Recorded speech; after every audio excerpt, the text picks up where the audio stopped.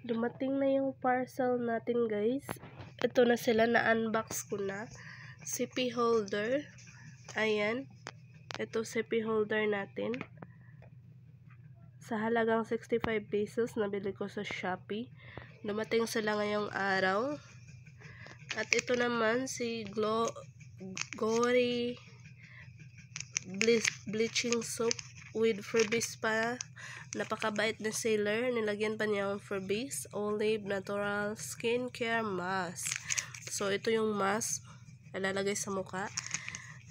Nabili ko lang to 6 na bar. Nabili ko lang siya ng 160 pesos plus shipping fee. 210 lang lahat na bayad ko niyan. Napakasaya ko dahil binigyan ako ng Febreze na seller. Parang Christmas gift na din. So, ito naman yung microphone natin, guys. Nabili ko lang siya ng 260 pesos.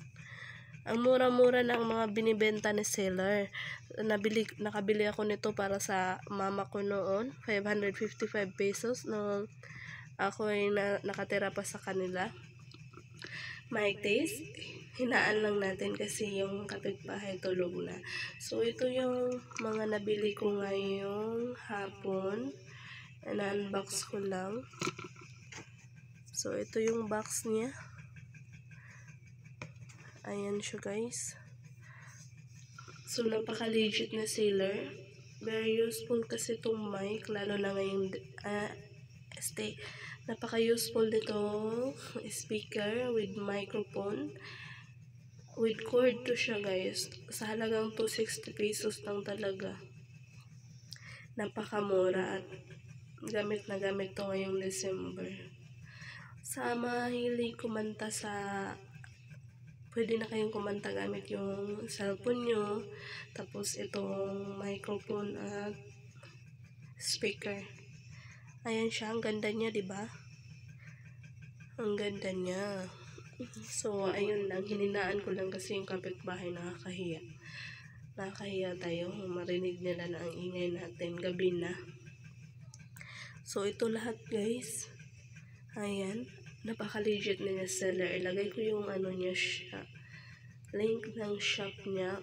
At yung mga link ng product na nabili natin sa kanya.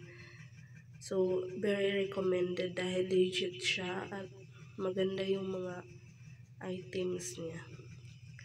Subok ko na. Trusted. Ito naman yung Glory bleaching soap, guys. Napakabango niya.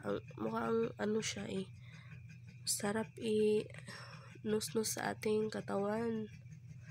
Ang sarap niyang inudnod sa ating katawan. Parang gusto mo na lang padikitin yung amoy niya. Pasensya na sa boses ko, medyo mahina kasi isa na din yung mahiya tayo kung mag-ingay. May sipon din pa kaya hindi masyadong makalakas ng boses. So, sa gustong umorder, napakamura lang talaga. Ilagay ko lang yung link ng shop niya sa description box nitong video natin. So, ayun lang. Sana makatulong tong ginawa nating unboxing.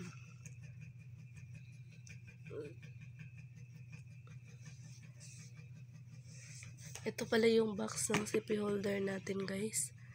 Sa halagang 65. May CP holder ka na.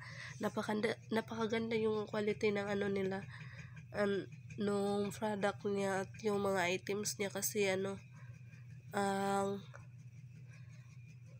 good quality siya. Tapos ang nagandahan ko talaga sa kanila, guys, kasi ang mura yung items nila. Tapos ang dali mag-shipping. Akala ko nga kasi hindi pa darating. Buti na lang hindi ako naglagay ng budget ba. Mapapahiya talaga tayo. Akala ko kasi 1 week, ganun ba? 3 araw lang dumating na. Naku po. Buti na lang nakalagay ako sa GCash ng budget nito. Hindi, naku, lagot. Nakakahiya naman, pabalikin na lang yung nag-deliver sa Shopee. Yung Giante na ako, nakakahiya. Nakakahiya talaga. May Giante na deliver, meron din Shopee. Ano kasi to, isa, dalawa, tatlong items. May dalawa pa doon sa loob, pero bukas na lang guys, late na ngayon. I-review ko na lang bukas kung legit ba yung shop na nabilihan natin. So ayun lang, maraming salamat chika babes, muna tayo ngayong gabi. So ayun lang, thank you sa panonood. Sa gustong umorder, lagay ko na yung link ng shop nila para pumili na kayo doon. Mga affordable at mura lang. Mag-search lang kayo doon kung gusto nyo ng beauty product, gusto nyo ng items, gusto nyo ng etc. So pili lang kayo doon na mura lang yung nila. Lagay ko ng link. Basta importante guys, yung order tayo is legit yung seller. Tingnan nyo yung ratings, kung madaming star at madaming feedback, good feedback. Tapos dami pa namang scammer ngayon. So yun yung tingnan nyo ha, yung ratings. Yung ratings is yung mga star. Kung may mga 4 na star, 5, 3, kung isa lang at 2, medyo atras tayo niyan.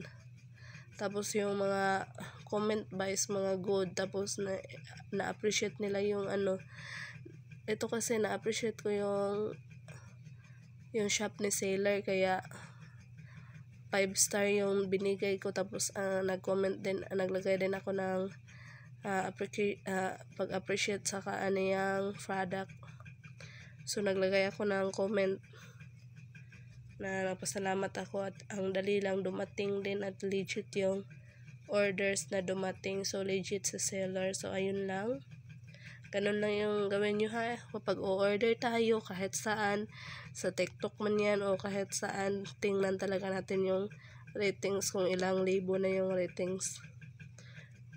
Tapos yung star, ang star is yung ratings. Tapos yung comments, kung mga legit ba yung mga comments, wala bang nagagalit doon, wala bang na scam or fraud siya, ganun ba. So kung good comment naman, go kayo dyan, umorder kayo kahit saang shop. Basta tingnan nyo talaga yung ratings at yung comments. Kasi bago ako umorder nito, tinignan ko talaga. Pero may naguluhan din ako guys. May isang shop na walang ratings, walang comment. Pero hindi ko na yun inisip. Hanap na lang ako ng iba na madaming star.